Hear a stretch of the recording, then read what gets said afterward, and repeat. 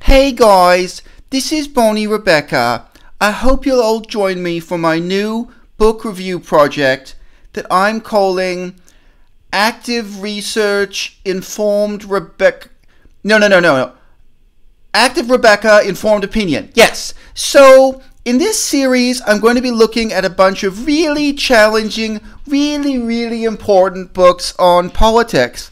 And I'm starting with this one called And Mao Makes Five. So this is the kind of book, unlike the books maybe put out by, famous publishing houses like HDO, this kind of disappears. It kind of falls between the cracks in terms of academic history, literary history, and political history. And, that's a shame. It really makes me feel sad to look back at the history of Chinese communism and see that, on the one hand, there were things like the opera, the Beijing opera from the communist period, and sort of the propaganda art, and that's sort of, celebrated, and, they have their own archives, they have their own museums, there's their own approach to putting that into the history books.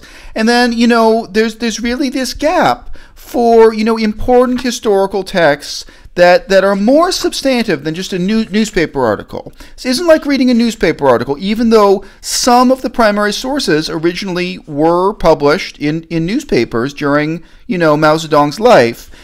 These are important essays for the history of China, but at the same time, where are you going to find it? So this opens with an historical introduction by Raymond Lotta. And, I thought he did a really good job in proposing this thesis that during the last few years of Mao Zedong's life as dictator, he was learning from his mistakes, that he was really interested in what had gone wrong in the earlier decades of communism, leading up to this final period. So that was really interesting for me, seeing that introduction.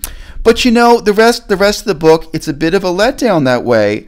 I just didn't feel that the rest of the book supported that thesis, or maybe didn't support it enough, But still, it was really great to see the original primary source for the criticism of the water margin. Oh yeah, right, that was the other thing. In reading this, it sometimes would get to me that even though I felt the quality of the translation was really high, that you didn't get the original Chinese. You didn't get the kind of key terms given to you in brackets or in a footnote if you wanted to look something up and check the particular, Chinese words, or even a title like water margin. For beginners, that can really be hard.